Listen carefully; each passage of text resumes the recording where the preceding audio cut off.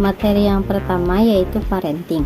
Parenting merupakan proses, cara, perbuatan, atau interaksi yang terjadi antara orang tua dan anak dengan tujuan mendukung perkembangan fisik, emosi, sosial, intelektual, dan spiritual.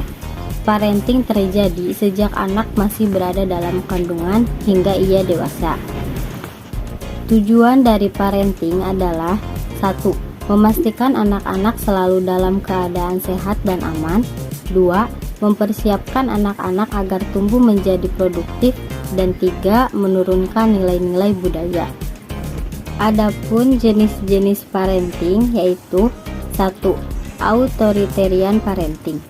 Ciri utamanya adalah orang tua yang berlaku otoriter atau memerintah kepada anak, menganggap bahwa semua keinginannya harus dituruti oleh anak, merasa selalu benar, hingga terlalu membatasi ruang gerak anak. Anak yang tumbuh dalam parenting model ini dikhawatirkan akan menjadi pribadi yang cenderung pasif. 2. Authoritative parenting. Jenis ini, orang tua memberikan dukungan terhadap pilihan yang diambil anak. Model ini dianggap lebih ideal karena akan membuat anak lebih percaya diri. 3. Indulgent parenting. Dalam jenis ini, orang tua terlibat sepenuhnya dalam mengasuh anak. Pola pengasuhan ini memang baik untuk membuat anak percaya diri, namun di sisi lain, mereka justru bisa menjadi anak yang manja karena orang tua selalu permisif dan menuruti kehendak anak. Dan yang keempat, neglectful parenting. Tipe ini harus dihindari karena dapat menimbulkan jarak antara orang tua dan anak. Orang tua jarang atau bahkan tidak terlibat sama sekali dalam pengasuhan anak.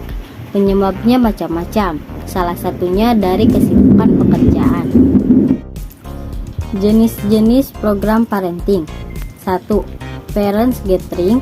2. Parents Consultation. 3. Cooking Times. 4. Telling Story and Pillow Talk. 5. Journey and Exploring.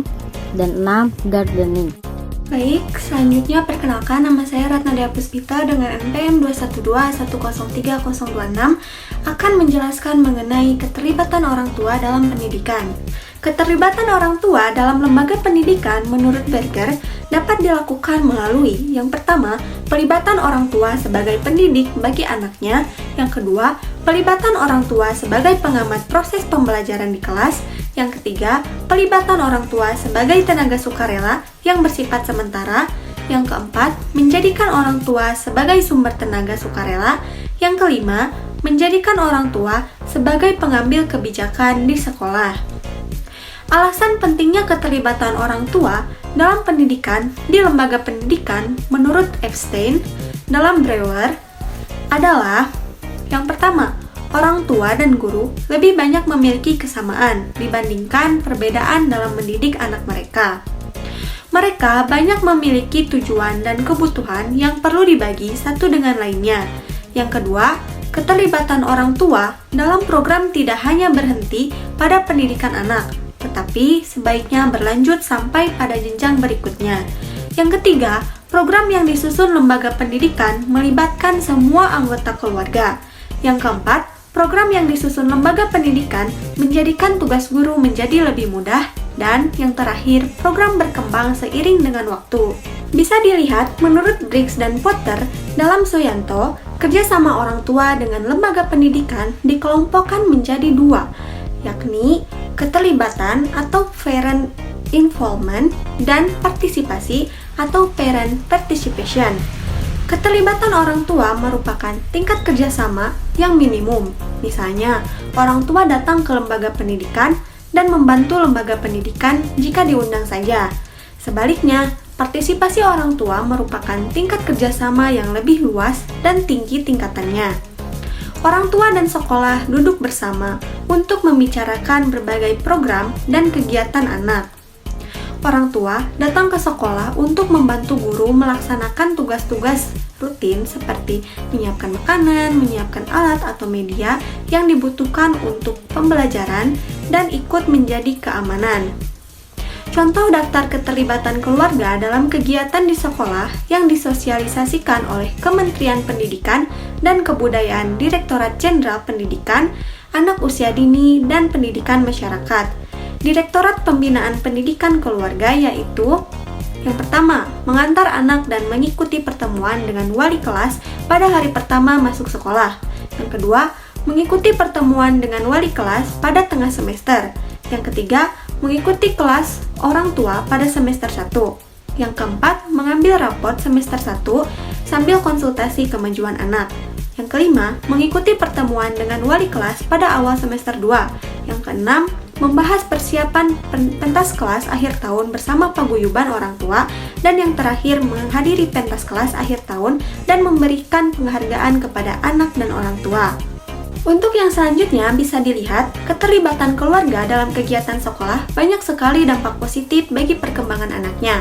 Hal ini didasarkan pada beberapa hasil penelitian yang diungkapkan dalam makalah seminar teori, kebijakan, dan praktek pendidikan keluarga di Indonesia.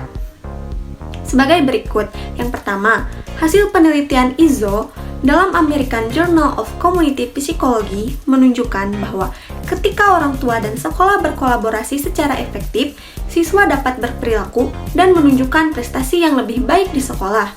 Yang kedua, Greenwood dan Hickman dalam Geburtstuk and Said menyebutkan bahwa keterlibatan orang tua di sekolah memberikan kontribusi yang positif dalam prestasi akademis, frekuensi kehadiran anak, iklim sekolah, persepsi orang tua dan anak tentang belajar di kelas, sikap dan perilaku positif anak, kesiapan anak untuk mengerjakan PR, peningkatan waktu yang dihabiskan anak bersama orang tuanya, aspirasi pendidikan, kepuasan orang tua terhadap guru, dan kesadaran anak terhadap well-being.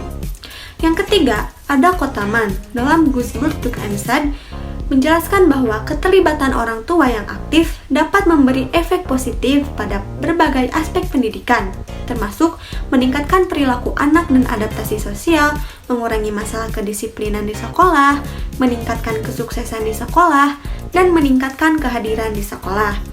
Yang keempat, ada studi dampak program pendidikan dan pengembangan anak usia dini di 50 kabupaten tertinggal, menunjukkan bahwa intensitas dukungan keluarga berpengaruh meningkatkan pencapaian perkembangan anak usia dini, yaitu usia 0-6 tahun. Yang kelima, ada kajian sistem pembinaan profesional dan cara belajar siswa aktif, menunjukkan bahwa kemitraan dan peran aktif orang tua di sekolah berpengaruh meningkatkan kemajuan dan kesuksesan anak-anak mereka. Mungkin sekian yang dapat saya jelaskan, untuk selanjutnya akan dijelaskan oleh Urfa. Baik, selanjutnya saya akan menjelaskan tentang 5 hal pokok yang harus ditekankan dan menjadi perhatian utama untuk dibina, dikembangkan, dan ditingkatkan sekolah melalui kegiatan hubungan sekolah dengan orang tua. Yang pertama yaitu Children's and Parents Work Habits, yaitu kegiatan yang terkait dengan kebiasaan kerja anak di rumah sebagai bentuk partisipasi orang tua dan murid terhadap pendidikan di sekolah. Lalu yang kedua ada Academic Guidance and Support, yaitu pengembangan akademik sebagai bentuk partisipasi orang tua murid kepada kepala sekolah.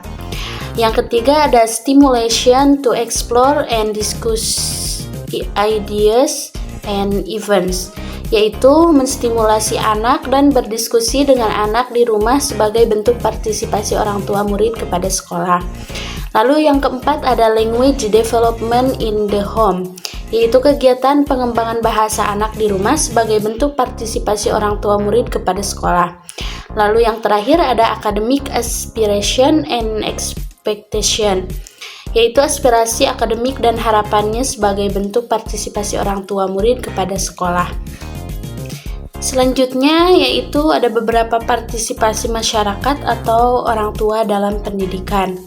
Yang pertama, mengawasi dan membimbing kebiasaan anak belajar di rumah. Yang kedua, membimbing dan mendukung kegiatan akademik anak. Yang ketiga, memberikan dorongan untuk meneliti, berdiskusi tentang gagasan dan atau kejadian-kejadian aktual. Dan yang terakhir yaitu mengarahkan aspirasi-aspirasi dan harapan akademik anak.